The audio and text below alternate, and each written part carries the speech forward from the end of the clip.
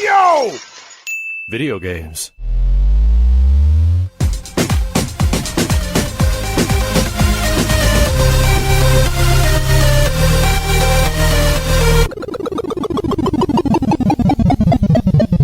What up, dudes, and welcome back to the YoVideogames podcast. I'm Matt. And I'm Andrew. And once again, thank you to all our generous patrons who've kept us going for 365 episodes. You got an episode for every day of the year now.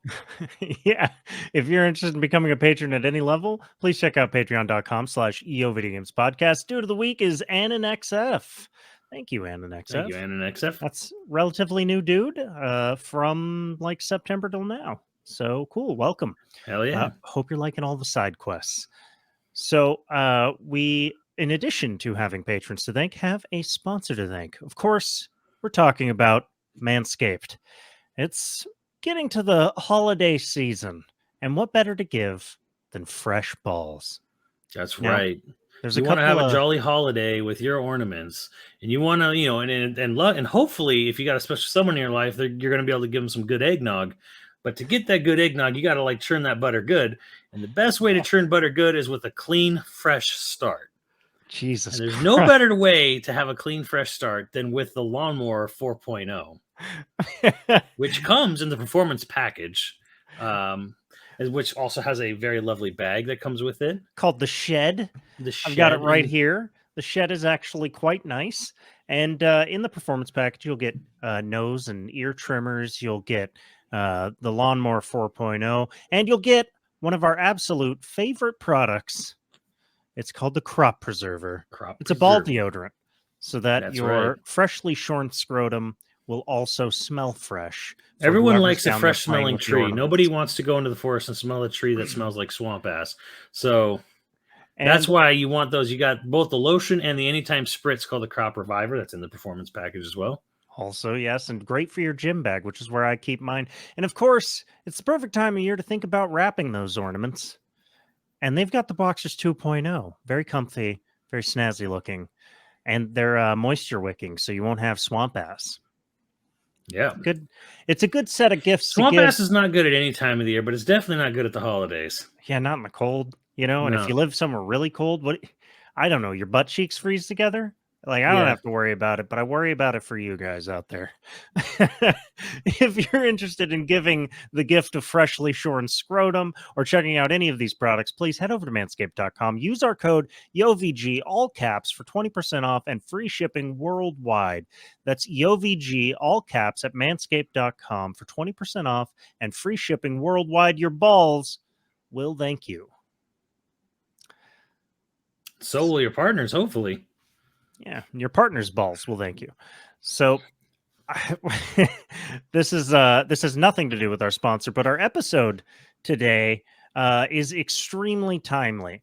And now I would love to lie and be like, oh, this isn't inspired by any recent events, but it is inspired because it turns out that the Callisto Protocol is a bit of a it's a bit of a disappointment. It's not necessarily bad. It's just it makes some really weird design decisions that you wouldn't expect someone who's already made a game like this to have made. At the best of times, it is a 7, is how I'm so what is the problem? What is the problem with Callisto Protocol? And it kind of boils down to, very simply, there's way more focus on melee combat than you might have been led to believe. Than I definitely was led to believe. I did not know this was a mostly melee combat focused, right? And it's very easy to get overwhelmed in combat. Yeah, because there's absolutely zero indication of what's going on around you, because it has a very zoomed in God of War, Ragnarok style camera, but there's no ring to tell you, when something's coming at you. There's no audio cue either. Like you can just get insta killed from behind with no warning. Right. You got to be like, your head's got to be on a swivel, and movement is already sort of like that low and slow movement from Dead Space. It's a pretty game. When it's pitch black, it is a dark game, but the things you can see are very cool. And the gore seems like it's pretty fucking cool. Yeah, I mean, the death kills are great. I can give it that. But yeah, this is kind of it's kind of a weird. It's got a weird combat system, or a weird dodging system. There's no rolling out of the way. There's like this. You kind of do this almost punch out like left and right. My camera's not liking that, but of you just hold left and right, and your character will automatically go left or go right depending on which direction is held. You don't have to time it, but like it also doesn't work because of that. Like I literally saw, like I saw Max playing, and he's doing the dodge because he's whacking a guy, and then the enemy lunges at him. And the character does the dodge animation where he dodges left, and so he's like clearly off screen. But then the character goes into like a death grab animation after he successfully dodged. So I don't really know what happened. I think the swipe was technically dodged, but the enemy was now right like on top of his ass, and it did an insta grab death animation. So you technically dodged one thing, but then you died anyways, kind of thing. Like just some really weird jank. And I know one of the things he was talking about is that like when you get grabbed and you mash out, you're not safe after like from the other enemies around you. So you can get just insta killed right away. Yeah, like you can get out of the grab and then immediately get grabbed or insta killed too. Again, oh my god! Because like so when jank. and he was pointing out like in Resident Evil 4, if you get grabbed right and you mash out of the grab, because if you don't mash out of the grab, they'll throw you on the ground. People back. But if you mash out of the grab, Leon like kicks the guy off him, right? And the kick causes an AoE stun, like a very minor AoE stun. So all the enemies around you go like this, right? They're just kind of like They get a very minor stun of everything immediately around your vicinity. Why is that? Because it's designed that way so that you don't get stun locked, you don't get grab locked. But this Callisto Protocol does not have that. It also runs terribly on PC. They had to have an emergency day one patch, I guess you could call it, where on Max's has a 3090 12th gen CPU rig, and it was stuttering like crazy. Oh man! Apparently, it was a very widespread problem for many people, and they had to do an emergency patch on the first day. How can it run the shittiest on PC when PCs are out and away, usually way more powerful than a console? I realize optimization is a thing, and apparently it was something fucky with Unreal 4. Something somewhere along the way just went wrong. I don't know. The game's kind of a mess. So the thing is like, not only do you have an experienced game director who has made basically this exact game before, you have a fuckload of money behind it. That's where things get kind of weird, because it's like it's not like a totally new developer. It's not like a Granted, it's a new IP, yes, but but it is also still like, I assume they hired experienced developers because they had loads of money behind it. Correct. And then there's even a report that came out that Sony even went in and had like a team of their own, like 50 people from like one of Sony's own studios come in and help finish the project. Yeah, well, that's not a great sign either, I guess. Right. So you kind of sit there and like, okay, was this rushed to make it out before Christmas, before the end of the year? Is that a thing? I think there is a little bit of, for Callisto in particular, one thing that I think is probably the problem is it's melee combat. And that is like Dead Space was not a game about melee combat at all. Like it had it. It did have it, but like it's not a game focused on it. It's mostly focused on precision shooting off limbs, right? Like that is the hook of it. And I don't know how to say this without looking terrible, but I don't know what the fuck is going on with Western developers in melee combat. It's not all Western developers, because I still think God of War is pretty good. It's not perfect, and it's definitely flawed a bit, but I think it's pretty good. Well, what do you think is the main flaw in God of War other than the camera? You think it's just the camera? The camera. I think it's a bit of a flaw that like that roll is a double tap instead of one button. Although I hear you can actually change that in the options. Okay, yeah, I parried a lot. The parry, which I actually, for the life of me, I thought the parry was broken, here's a big one. You press and hold to parry. Press once to do initial you block for the tap parry. to parry. If you tap it twice, you do a shield. He does bash. a shield bash. The shield bash cancels the parry. You are no longer in a parry window when you've instigated the shield bash. Right. So yeah, you will that is lose annoying. the parry. And if the enemy's not going to get stunned by that shield bash, you've actually now lost. Like, A, the shield bash won't do anything, and B, you are no longer in a parry state, so you'll no longer parry an enemy. To me, that's incredibly stupid, first of all, because what is a shield bash if not a parry anyways?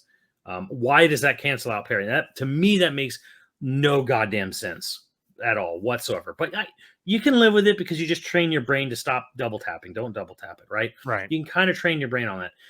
But the other weird thing, not even, no, I'm sorry, this isn't weird, but the other like slightly annoying thing is that the parry is based more on predictability rather than on hit.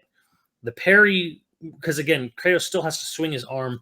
The thing has to go, the thing has to come out. So there's a few milliseconds or half seconds of swinging the arm over before the parry instigates, which makes it so that you have to initiate that parry before the enemy is hitting you. Right. It is quite a bit faster if you use the parrying shield, though. Oh yeah, because it has a bigger window and everything for it. Yeah. And for me, it's the same problem a little bit with Ghost of Tsushima, which I actually think is a pretty good. But like as Max says, it's very much this sort of predict rock paper scissors style combat, where again, even the parry in that game, it feels way better on PS5 because it's 60 frames. But again, like deflecting in Ghost of Tsushima is very much based on predictability. You want to instigate it as the enemy is winding his attack and not on the hit, because in Capcom and Platinum games, character action games, parry is on the hit. It is on as the enemy is like striking you. Like, so it's like in for whatever reason, so both Sony Santa Monica and Sucker Punch both go for a more predictability. Like, oh, you kind of got to do it before the enemy actually connects. And well, that makes sense to me too, from just like a logic perspective, because you want to parry before you get hit in the face. Well, right? I mean, if you're going to parry somebody, I feel like parrying is parrying the attack, not stopping the attack. That's where kind of like the difference comes in. But to me, that's a little bit of a minor nitpick. You can kind of train your brain to just get used to it. You train your brain to get used to it. Like I did for Ghost of Tsushima. God of War took longer because it took me till past half point of the game that I realized. I asked, my chat, I'm like, hold up. Like, I don't know why it didn't hit me, but like, I went, wait a minute. Does shield bash cancel the parry? And everyone's like, yes. No one told me this before. And like, I think because it just never occurred to me. Why would that given cancel how much the parry? Backseating happens in streaming, you'd think Yeah, I know. People backseat everything. The game backseats itself constantly. But it to me, I have no idea why it took so long. But then it's also like, why would I ever assume that shield bash is canceling the parry, since it is a follow-up to a block? It's pressing block twice. So yeah, God of War I think is a little, and again, like, it's mostly the camera. Like, the game is harder just because of the camera being where it is, and the fact that the ring around you can't really tell you if the attack behind you is coming from some guy on a ledge throwing shit down at you. Yeah, it's not super detailed at all. I think the other problem with God of War is that you can't parry behind you or to the side of you. Like, you can't hold a direction and press block and then, oh, this guy's he's trying to flank you and attack you from behind. But if I hold back and press block, he'll shield block behind him. Like, he has no ability. You have to stand right in front of a goddamn person and to actually properly parry. So I don't think that's good. I honestly don't think that's. I think that's an oversight on the combat in God of War. The fact that like he is unable to. You can quick turn and you can assign it to whatever button you want, but like the fact that he can't quick block behind him, which would leave you open in the front if you missed the block behind you or something, right? Yeah, definitely. I mean, my biggest complaint about the combat in God of War is that the combos for pulling stuff off are usually like 5 or 6 inputs, and Yeah, you got to Rubik's Cube that fucking controller. Right. And it's like, oh, hit light attack 5 times, and then on the last one, hit heavy. Or hit light attack 4 times, and then hit heavy twice. And Yeah. it's like, every time you get to the heavy one, if you can get through 5 inputs without anybody hitting you at all, amazing. But then you get to that last input, and you're like, oh, heavy. And like, there's this big charge up, lead up thing that happens. You get like a 2-second window where you get punched in the face. Yeah, and so it's really, I just use light attack most of the time, unless the guy's like. And this is really a little bit of shitting on God of War, but and I saw it because I saw on the Give Me God of War difficulty. All those moves are worthless. The higher the difficulty goes, the less useful any of the combo system is. Right. Yeah, it's just because enemies can attack out of combos. You will never do a combo that has a wind-up hit at the end. That is asking to die. Because in the harder difficulties, you get to the all the like 4 lights and then the heavy. The heavy has that big wind-up. Yeah. The enemy you're hitting will be out of hit stun in that tiny little time frame of you charging up. The guy you were just whacking on is going to be over with it, and he's going to hit you right back before you can even hit that last hard hit of the parry. It's I started to have this problem on the final Draugr, the final like hell Draugr that like climbs out of the Draugr hole. Where I would get to that point where every time I tried to do a heavy attack, like they just cancel out and slap the shit out of me, and then they'd have me in a stun lock where they'd hit me like 8 times in a row. Yeah, and then I'd be down to nothing health. That's another problem I do have with the combat, is that Kratos is, if he gets into a combo, he can't parry out of it. Right. I'm like, there's no wait. You mean I can't parry out with like perfect timing? Yeah, no. Horribly frustrating. But Kratos overall, must take all the hits. Like, stupid. Yeah, well, I mean, that's what the beard's for. It's for absorbing hits to the face and hiding all those scars. That's why bearded dudes keep it. That's why you have a beard. It's why I have a beard. Again, God of War's combat is good, but it is missing some of the finer finesse of a Devil May Cry or a Bayonetta style game. For sure. Yeah, absolutely. So speaking of surprisingly disappointing in Callisto Protocol, God of War not disappointing.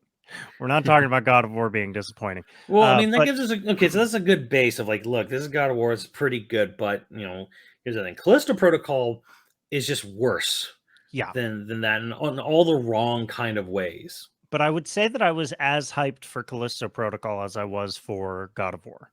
Now, I'm not a huge like God of War fan, so I'm not going to pretend like I was through the fucking roof, erection busting through the desk, like, oh my God, for God of War.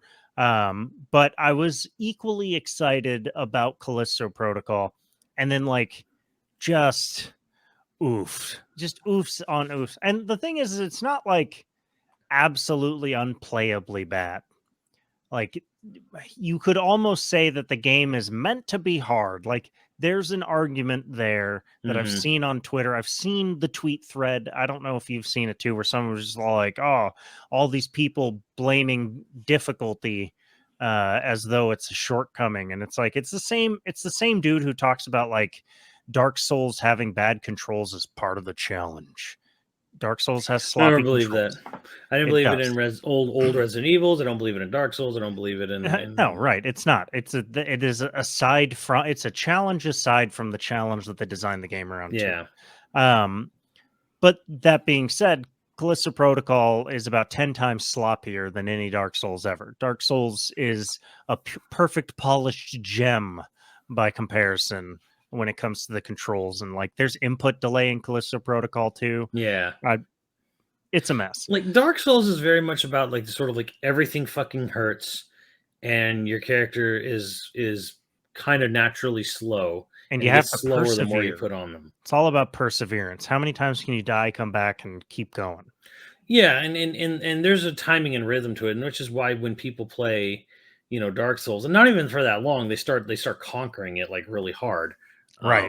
They just sort of like learn the timing, learn everything that's there. And you can make that argument maybe for Callisto Protocol, but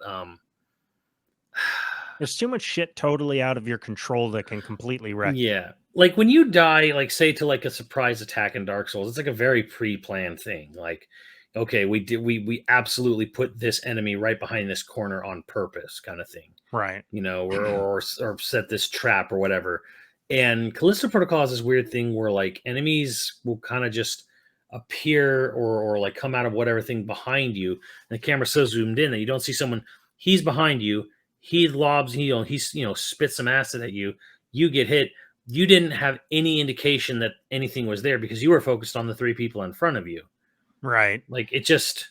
Oh, by the way, something spawned behind you and hit you. You didn't know, or like just you could. There's so many weird things where like in the midst of a melee combat, like some other thing behind you just does an insta kill, death animation grab on you, and it's just.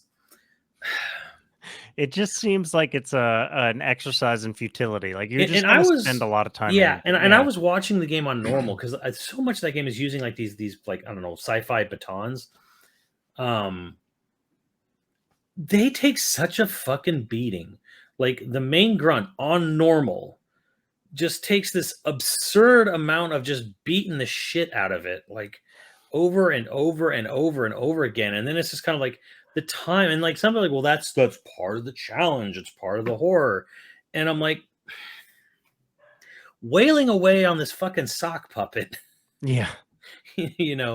For an obscene amount of time if it's the only enemy you're dealing with, like just the amount of time you have to wail on this fucking thing is kind of like because even in like say Resident Evil 1, like 1 or remake, a zombie goes down in 5 bullets, tops, right? Right. Like it's not going to be this thing where like you're just beating on this thing forever and ever and ever. Like I feel like that's kind of part of it, and then it's like okay, so then when you add 2 or 3 more enemies. And you just sit there and just wail and beat an enemy, run away, beat another, like, just kind of like kite the enemies along, just so you can like take turns wailing away on them. Like it's not fun. Like it's not even that visceral. It's actually like it becomes sort of like this really methodical droning, like God, that takes so many hits, and I have to like string them along so I can beat one of them at a time slowly. That's how the zombies get you. They exhaust you and overwhelm you. By moving very excruciatingly slow. Well, the enemies aren't slow. It's just the fact that their health is so fucking high. Right. So, but I mean, speaking of Resident Evil, we can talk about the surprising disappointment that was RE6. Yeah, and RE6, there's the other problem, and yeah, like, and I want to say like for Callisto Protocol, as we pointed out. This was not someone new to gaming. It's not someone. It's a spiritual sequel to an already successful franchise, right? And there was money put into it. Technically, the game director, if he's the creative director, won't necessarily, make the game turn out well. He's, in terms of like how it's built, right? I mean, like Neil Druckmann or Cory Balrog.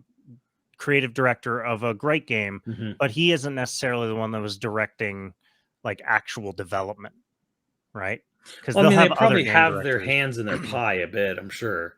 But you have what's generally considered a lead combat designer, right? Yeah. So I wonder, like, how experienced was that fucking guy? Because he must. I don't know, or maybe that's the creative direction that he got, right? Is that like I want it to be brutally difficult to kill a guy. Yeah, in which case, yeah, maybe that's it. I don't know. It's going to be interesting to see how it kind of shakes out in the future or what stories really come out of this. But the thing is they had money going into this game. This was not a project that didn't have money or newcomers. It was veterans, and there was money, and then there was veterans involved. And RE6 is in that same boat where this is a major Capcom production. They put a ton of money into it. It was a direct follow-up to 5, which was like super successful, super well-loved. And 6 is just this fucking disaster of a game. It has its defenders because there's so much you can physically do in the combat. There's so much that your player character can do. But again, I think it misses the point because none of the enemies are fun to fight. Right. Like they're giant boob monsters that constantly fart gas. There's a lot of them just turn into these weird zombies that grow giant cricket legs and hop around and like just kick you or shoot you. Like the enemies themselves are not any sort of pleasure to fight. Like that's the I like problem. the game co-op. Yeah. I mean, I feel co-op's a cop out. Co-op is It is because you can make basically, your own entertainment, really. yeah, in it. it's cop out, minus the P, and the U, I guess. But like, because like, oh, any game's more fun when you can play together with a friend. Yes, that's true of every shitty game and every good game, but it's also true of every shitty game, and it does make any shitty game better, Right. RE6 included. Well, sometimes people are all like, they need to remake 5, but get rid of the co-op. And I'm like, what the fuck? What are you talking about? I Don't mean, you do that? the thing about 5 is that 5 is this weird scenario where it's like co-op saves 5. 5, yeah. So 5 is only good because of it's co-op. kind of the opposite, where it's like it's only good because of co-op. Single player, it is definitely a middling experience, or kind of a frustrating experience dealing with the AI and how they handle inventory. Sure ain't great. That's all I'm going to say. But going back to RE6, I think one of the reasons that RE6 was a surprising disappointment is it had a return of 2 favorites. Mm-hmm. You know, it Piers, for some reason, people liked a lot, even though he's vanilla as hell. People hated Wesker's son, but think of the promise of that, as a character, at first, in a return of Sherry. I think it was mainly the reason why it was a surprising disappointment is the series was riding super high at the time. Yeah.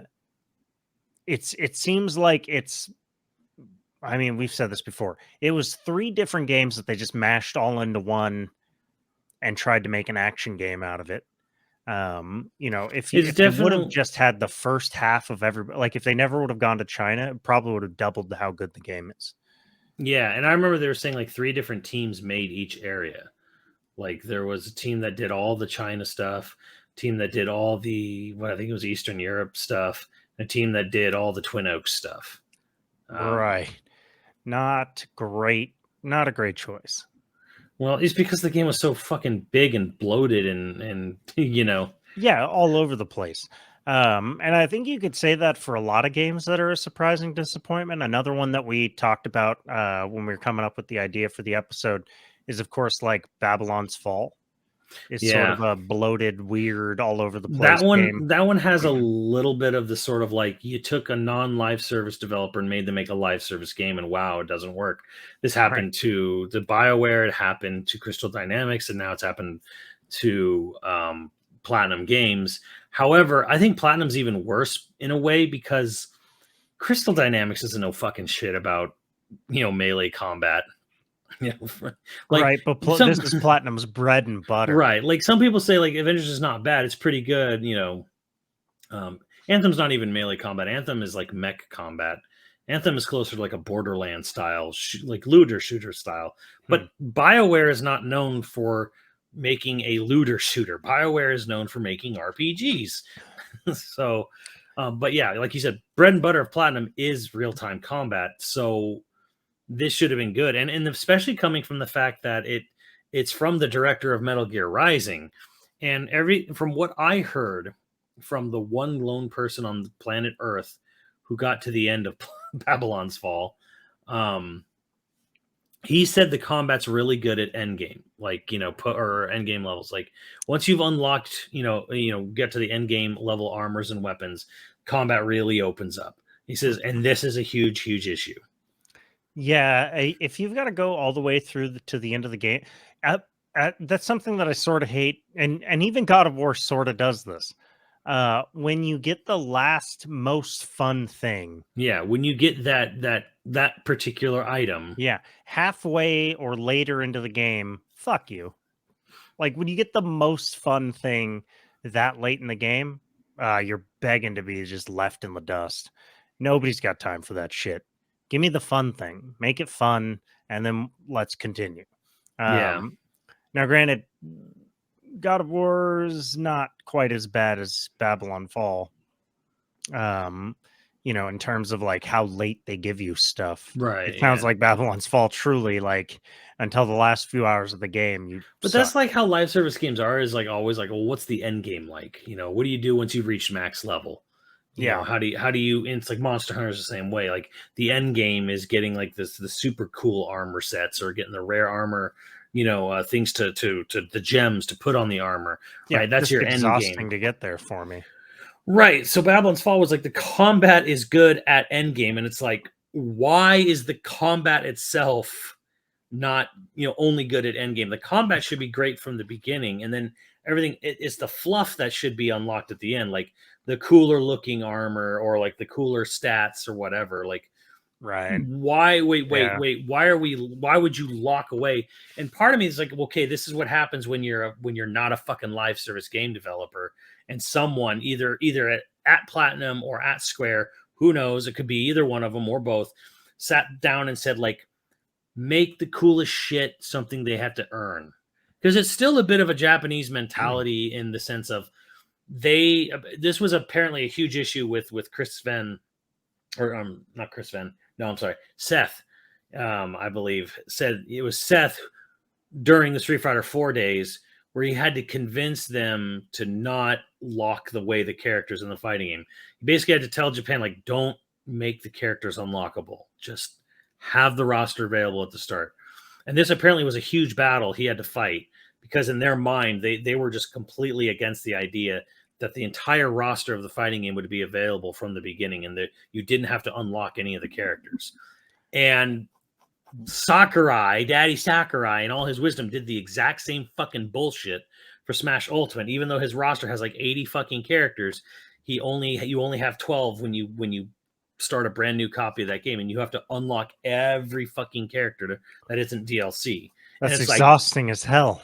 Why this whole idea of like, well, you're going to grind this stone, you're going to train, you're going to earn it. Like, fuck you, it's a fighting game. Like, just give me the character so I can learn the character I want to play. Look at you really picking a dog in that fight, huh? Smash is a fighting game now. God. How many people you're making mad? So yeah, this was like, to me, I'm like, the mentality was probably like, save the coolest stuff for the end of the game. You got to earn your way to being the cool, kung fu master, the cool sword fighting master. You got to wait till you're fully level to do all the cool shit. And I'm like, to me, that's somewhere along the lines, someone thought that was the way to go about it. Someone at Square, someone at Platinum, don't know who, although granted, Platinum CEO, being the shithead he is, probably told them to do something like that. Mr. NFT.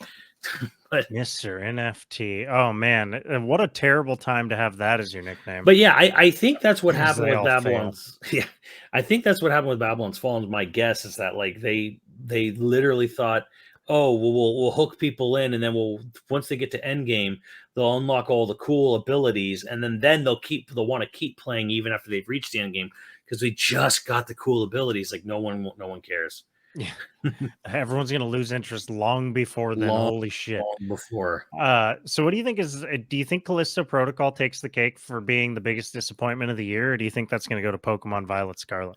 I think if you're being real, if you're being really real and true to yourself, it's absolutely Pokemon.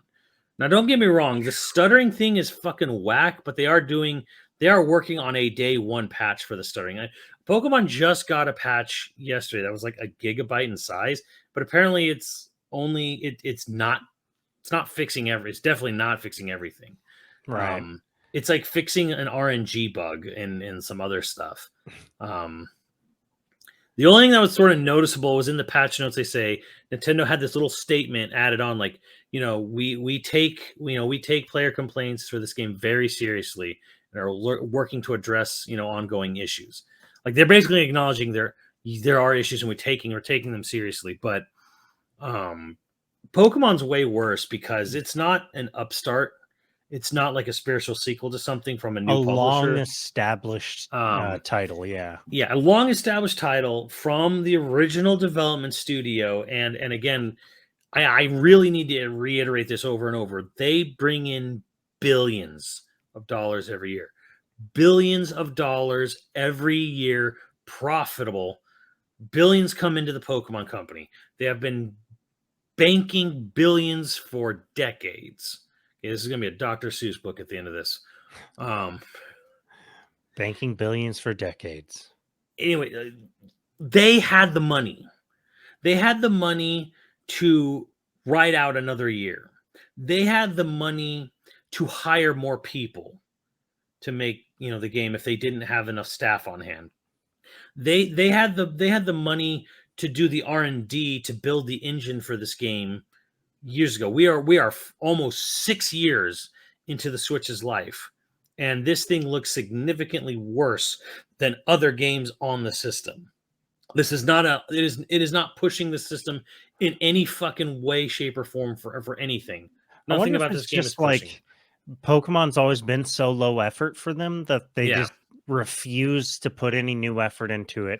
That's what I think is like their return on investment. They're used to huge return on investment, right? They don't spend a lot on it. They don't put a lot of effort into it, but it sells fucking hotcakes.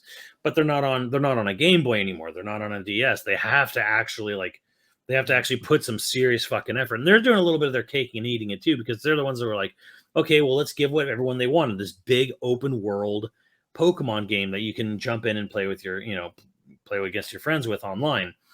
But they don't want to put the money into it. So, and really at the end of the day, like with Pokemon, it's like, it's either talent, because the thing is like, we've seen people push out games that are well received under heavy crunch and duress. And this game, from all accounts, looks like it was rushed, right? So, and I don't believe crunch is ever good, and I'm not excusing it, but it's like, it's still like, it on a base level, it just looks rough. Like, it looks shitty. It is a shitty looking game, even for its art style. The only thing that looks kind of okay is the Pokemon themselves and the human environment NPCs. Is the thing that's the biggest disappointment about it. It's empty. Yeah, the environment is empty. Right. It is ugly. It is just yeah. like massively copy paste textures, like really low res copy paste textures all over the fucking place.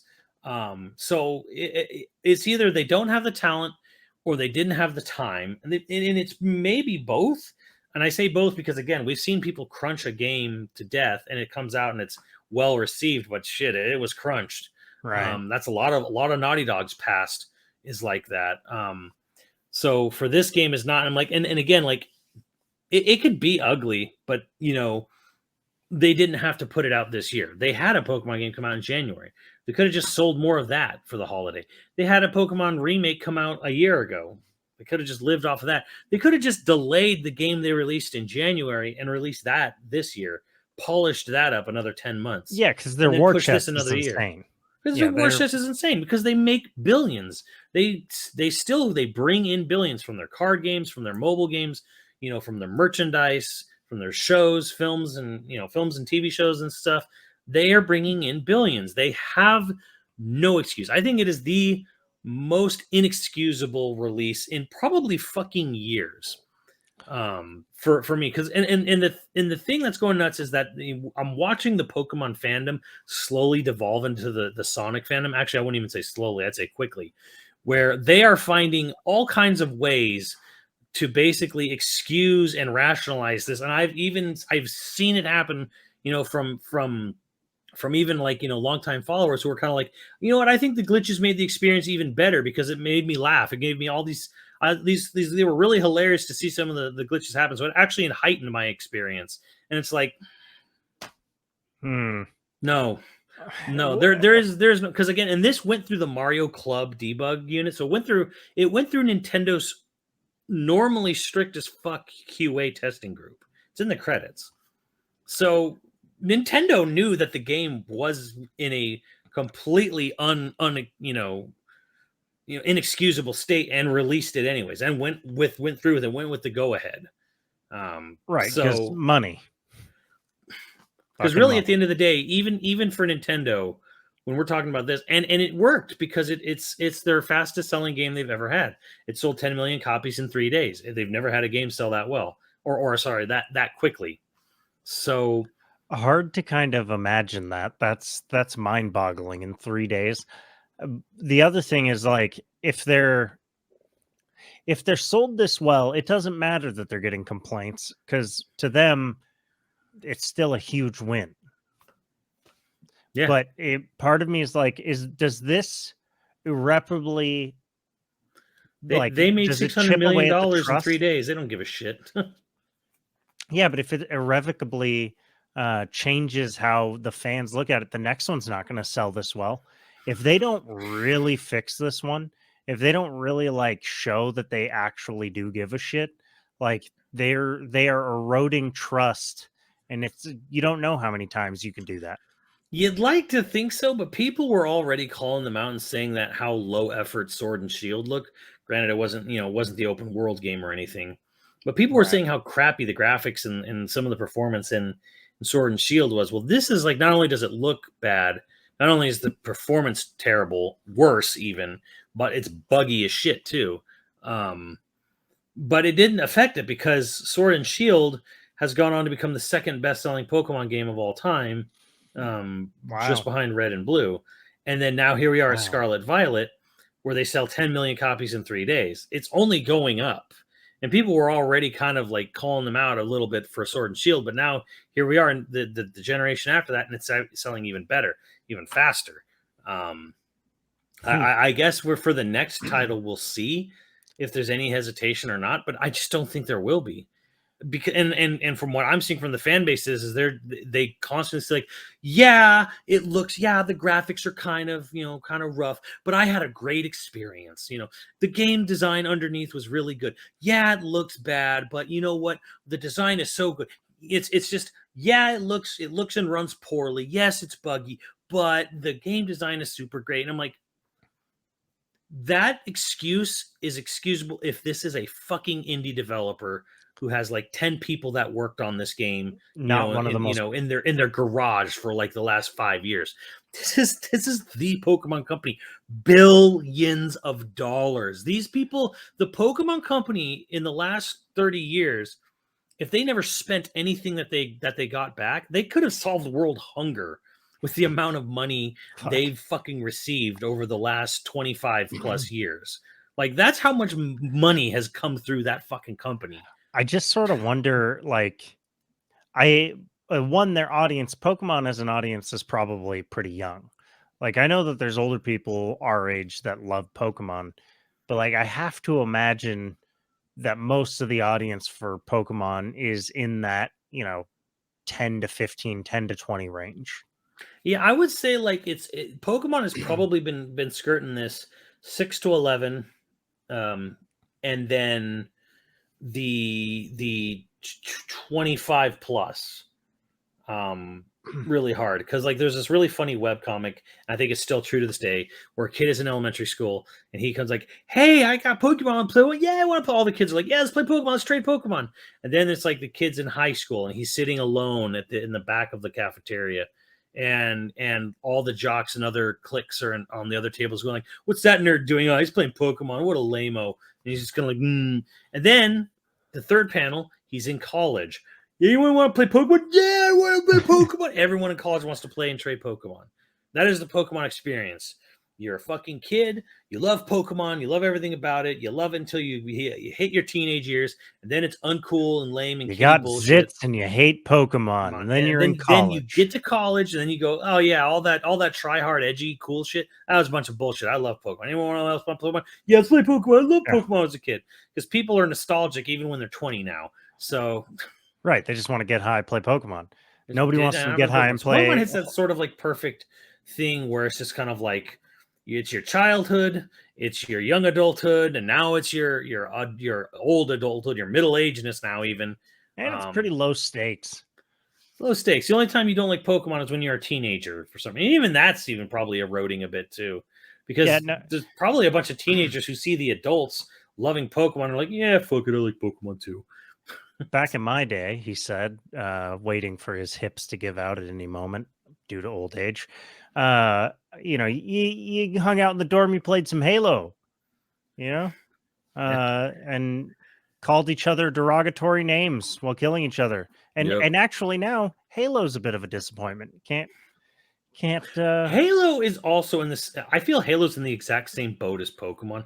The only difference with Halo is that yes, 343 Industries is not Bungie.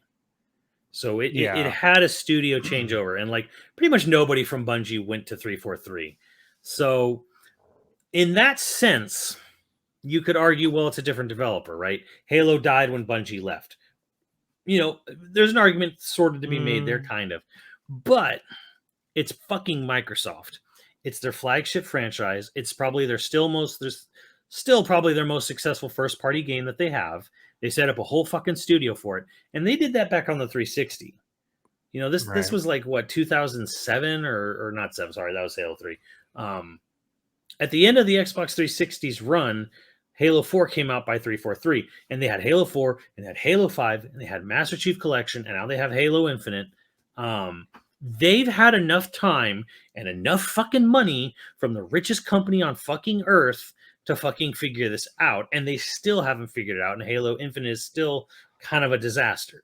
And it's just incomplete. They haven't even released everything they promised yet, right? I don't think Forge is in it yet. I think co-op just came out for it. I think co-op is, or maybe Forge is out and co-op just finally went online. Jesus, like a year after it's been released, and it's just online co-op, not couch co-op, which they promised would never happen again, and it happened immediately. Gross. So Halo Infinite's also this sort of inexcusable thing, and the only kind of thing we kind of heard was the reason that happened the way it did was because they pulled so much of the development team to work on the live service aspects of the multiplayer for Halo Infinite, which is why they couldn't focus on co-op for so long. That's gross. Which again, I'm like, you're Microsoft. You have all the fucking money in the world. Just hire more fucking people. And the thing is they would have turned a profit still. Even if they hired more people and they spent all the money, like they still would have turned a profit. That's and I think you've probably hit probably the greatest point of all of this. They still would have turned a profit because and this goes back, and it goes back to Pokemon too, because Game Freak, someone said, is about 150 people, the whole company, which means that less than that is actually developers. So you're talking like 100, 120 are actual developers for the game who worked on it. And again, in 3 days, they made $600 million off Pokemon Scarlet Violet's just the retail release, right? You think those devs are paid well? No. God, I hope so. No. Actually, they're probably, from what I understand, they're actually adequately paid. FromSoft is not. FromSoft is actually below industry standard. But Pokemon, from what I understand, is they are paid well. Like the people who are there are happy to be there. I'm sorry, you're saying that FromSoft, the makers of Dark Souls, underpay their developers, and they get such a crisp, clean game? This actually just came out. Yeah, this was a report that just kind of got blown. It's kind of been brewing. It's been in the background. We can talk about that, but no. From what I understand, though, Pokemon Company is fine. Good. Not they're not like, oh, they pay better than everyone else. They pay enough. They pay enough to make a living wage, right? Right. From what I understand. That being said, what you said is still right, though. Again, we are talking about billions and billions of dollars, okay? Billions of dollars. And they could have hired more people to make that game work, like the way Assassin's Creed and Call of Duty's come out every year. And you can shit on them all you want for being samey or this or that or whatever, but they are graphically intense, and they do generally work. They definitely work better than this Pokemon game that's on one system. Only one system. So Pokemon Company could have hired more people, and they still would have made a huge profit. Well, I hate to end on a downer for the episode, but I do kind of want to see what do you think is the biggest disappointment, like shockingly disappointing game of, I don't know, what, the last 5-6 years? 10 years. Let's say of the last 10 years, what do you think is the game that disappointed you the most? And we can't say Cyberpunk because we've beaten that to death. There's a couple of them, but Aliens, Colonial Marines really Colonial sticks out Marine. Okay, in my mind. Mostly because I feel like we were like, because you and I were like, we were literally lied to. and we were gaslit with the demo of a game that didn't exist. and so amped. I Yeah. still have that pulse rifle shirt somewhere. Yeah. Like we were so amped up, and it's just hopes dashed. God, I remember sitting. We were in that like little theater that was built to be like the. Is it like the tank? It's not the The tank. It's APC or the something. APC. Yeah, it was built to be like the APC. You step into the APC, and you watch the thing, and they promise like, oh, one guy's gonna have to be holding the radar, and he's not gonna be able to have a weapon in his hand while he's got the Yeah. radar, and you're gonna hunt around and stuff, and then like, God, I remember. Do you remember how just absolutely fucking like dicks hard coming out of there? We were all just like, yes. Not a single thing of that ever ended up in it. Yeah, because they were showing squad based gameplay with squad specific moves, not Yeah. moves, but just like this person has to do this person can weld doors and stuff. They were Right. showing gameplay for the characters, squad based gameplay that didn't exist. They were showing environmental interaction which did not exist. They were showing enemy encounters and AIs which ended up not existing. That was probably like the biggest, harshest. Like this game was a fucking lie, and it's kind of well documented, kind of like how and what happened there, and that was definitely one of those times where it's like the vertical slice of E3. Because I always say like E3, you're generally seeing the game you're getting, and I think that's true 95% of the time. That was different in Aliens, but it wasn't different the way you think. Where like the game was so much better when it came out, because Halo 1 looked like trash at E3 2001, just to show you how fucking old I am. And no one came away from that show with any fucking faith in that game, and it turned out great. Aliens looked, sounded, and played significantly better than the game we got. Right. Well, it looked incredible.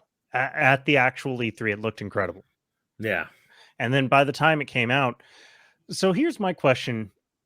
Okay, vertical slice definitely is, but it wasn't anything. Like the vertical slice was nothing like what they were currently developing. Like, well, in Aliens' case, it was the fact that they made a vertical slice. Like Gearbox made a vertical slice, but that whole rest of that game was outsourced to an entirely different studio who never even touched the vertical slice, never even looked at, never even smelled the vertical slice. I think they ended up using that map in a level in the game, but it's just you run through it. You literally just walk through the area. You don't interact with it in anywhere near the same capacity. The amount of just like how upset I am now. Granted, the Aliens Fire Team or whatever, it sort of scratched that itch. Yeah, the Fire Team's really done a lot to sort of scratch the itch of Colonial Marine. It scratches the itch. It's not quite the same tactical gameplay that was promised in Colonial Marines. It's it's more fast and kind of it's a horde shooter. If you do like the tower defense modes, you kind of get that a little bit.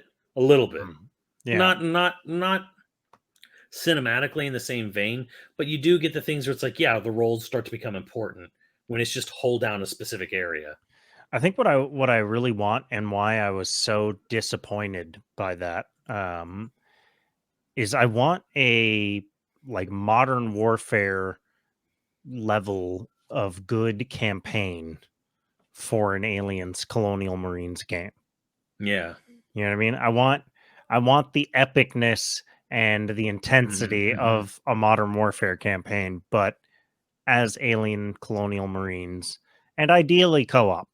But yeah, if and I feel like we've kind of danced around it a lot. Like there was the big disappointment of Colonial Marines, but then we got Isolation, which gave you the sort of helplessness feel of it.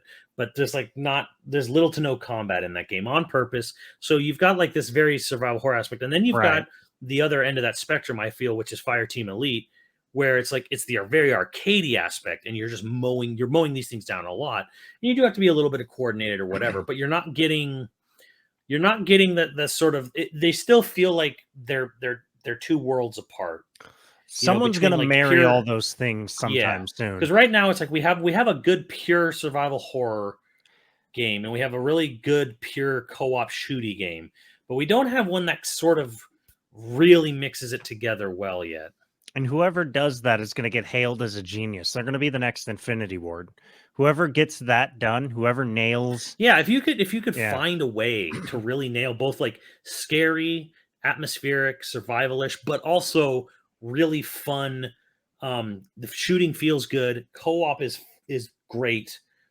Just sort of like, because that's the thing like we've never really seen, right? I don't feel we've never seen survival horror that is tense and scary and sort of like thrilling, but also co-op, right? Where it's like you both feel like where 2, 3, 4 players are in a desperate situation to survive, like a desperate attempt to survive, and you're trying your hardest to work together, to make it happen. It's like, I don't know if we've seen co-op survival horror, but we've never seen co-op survival horror that's actually tense. Right. Like it just tends to end up being Left 4 Dead. You're either you're it's really hard to have a moment where it's like, okay, we got to sneak past this, because you're always going to have one person who's just like, fuck it, I'm going Rambo. Leroy. Yeah, they're just getting in there, getting dirty. Any final thoughts on surprising disappointments? Surprising disappointments. I think there's a key to it, right? A surprising disappointment has to be a game that you had real expectations for. Yeah. Real excitement. You can't just pick any old game that turned out shit. Like a shit game's a shit game, but if you had no expectation, nobody lied to you and led you on, it's not going to be surprising that it's disappointing. I'm trying to think of like, what's the all-time biggest surprising disappointment for me? See, a lot of people are going to say Last of Us 2, but I think that's just because of attachment to characters, because I think the actual gameplay in Last of Us 2 is not any different. It's definitely not worse than the first game. Oh, see, I think it's better. Right. Like the gameplay is not worse than the first game and the second game. People just don't like the story. Yeah. Is it really like people just hate the story just because Joel's dead? Yes. That's it. That's well, I'm sure you can find a litany of like there's probably a million woke YouTube feminist videos. Propaganda because Joel died. You only play as girls. Oh, I didn't even think about that, but yeah, that's true, I guess. Like, bro, the best thing, that Mario trailer, someone literally said, I can't believe they added a bunch of woke bullshit, in this game with Mario Kart because of the rainbow No, road. that's epic level trolling. That no, it's not. No, that was epic level trolling. I refuse to believe that there's some guy out there that's so dumb that they actually that was epic level trolling.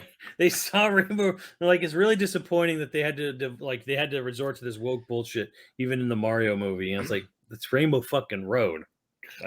It's epic fucking trolling. Like I saw this one tweet that like it was under like an Alex Jones type rant, and someone basically was all like, yeah, as a gay myself, which I have never heard a gay person refer to themselves as a gay. As a gay myself, I just want you to know it's the Qs of LGBTQ are taking over the whole movement and ruining it for the rest of us. All I've ever wanted is to be able to marry my husband and buy a cake where I wanted to.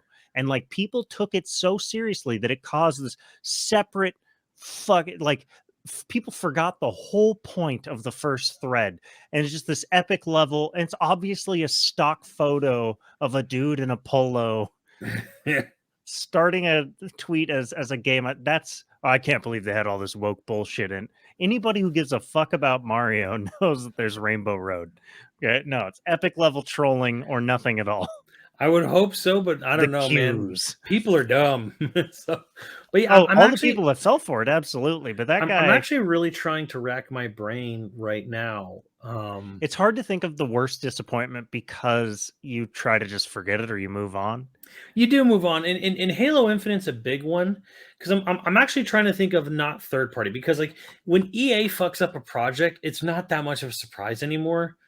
When Battlefield 2 would be a pretty good Yeah, big like fucking letdown. Ubisoft is in the same boat when like something fucks up there. It's kind of like, like Right. it kind of happens. But I'm like, okay, what about first party? And I'm actually looking back at Sony right now, and I'm actually trying to think of like major like Gran Turismo 7 is scummy, but it works, right? Oh, We're see, like, I don't really play a lot of driving games, so I well, neither don't do know. I, but I know the fact that okay, Gran Turismo 6, the fancy sports car costs $5 real world dollars to buy in game. In Gran Turismo 7 on PS5, it costs $40 real world dollars to buy that sports car to drive in game. So The I'm like, fuck? no, they're scummy. I'm like, okay, so they're scummy, but the game works, right? I'm trying to think of like, okay, they were hyping up something first party, and it came out and it is just not that good. Like, just like it's legitimately disappointing on all fronts. And I think it's actually been a while since Sony's really put out a real fucking like, Stinker, yeah.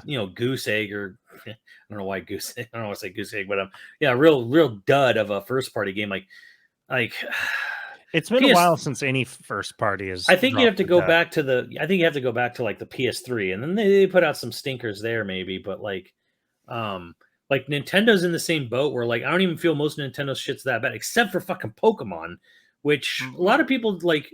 People have taken the knowledge of the fact that Nintendo only owns 30% of it to mean that like Nintendo is free of blame. Like, don't blame Nintendo for I've Pokemon. also So I'm like, seen them but say people are like, "Oh, it's not first party." Well, it I'm like, doesn't but go on anything else, they're the distributor. right? They're the publisher and distributor of the title, and they own a third of it. Like, they have the most say, as Pokemon Company itself in, because it's Game Freak, Pokemon Company, and Nintendo. So it's like, wait a minute though, but like they absolutely have probably enough veto power to say like, you need to fucking hold off on releasing this. This shit is not done. It's going to make us look bad. Right. Yeah. Well, So I'm not saying Nintendo, wow, Nintendo doesn't know how to program games, but I would say like Nintendo absolutely knew what state that game was in because it was their fucking QA that the game went through, and they decided it's fine, ship it, put out all the blast it on social media, promote the shit out of it.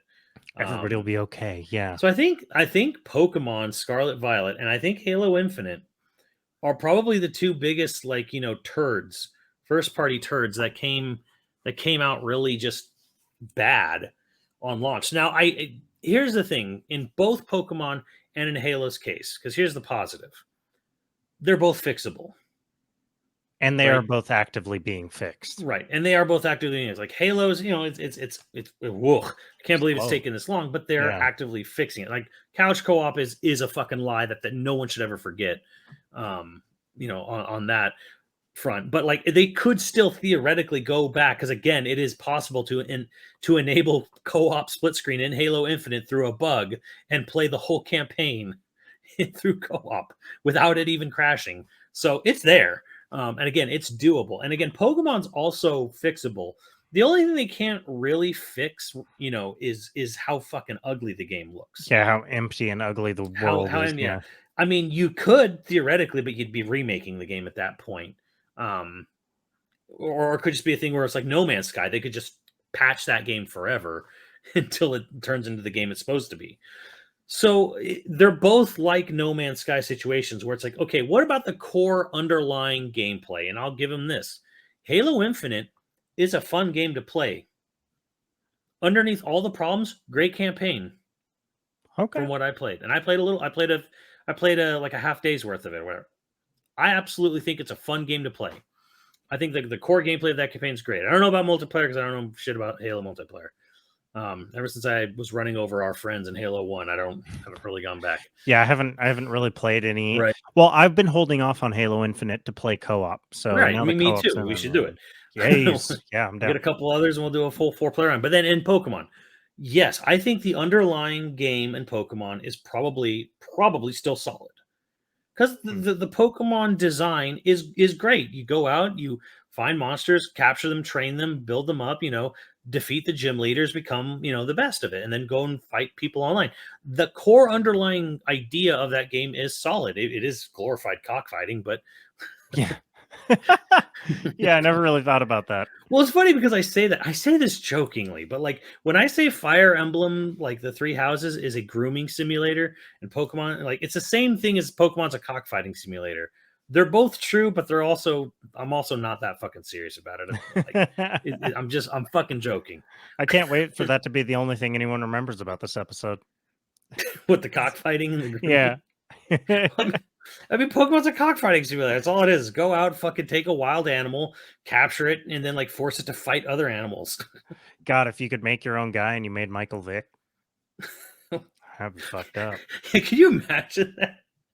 You go online and like Michael Vick wants to fight, and like what? And then like all the dog Pokemon just come out. Somebody's done it. That's oh yeah, absolutely, 100%. But on that note, we've got some patrons to thank. You guys should let us know your most surprising disappointment. Yeah, the most surprisingly disappointing game. Not like, okay, and the whole point we were making this episode was like, this is not Superman. This is not Ride to Hell Retribution or any of those games that look fucking like, hey, I've never heard of this game. Oh, it looks really bad. Hey, it's really bad. We're talking about like a game that had money behind it and had no excuse to be as bad as it was. It had a real chance. And what that really usually means is like, or if you want to challenge yourself even more, find a first party game that was a surprising disappointment. But as always, we've got patrons to thank. If you're interested in becoming a patron at any level, please check out patreon.com/YoVideogames podcast. Dude of the week was Annan XF. Thank you, Annan. And our producers for this episode are Scrunami, Croy35, Hyperviper89, Ziggy Z, and Online Persona. Thank you, dudes. And we will catch you next time. All right, dudes.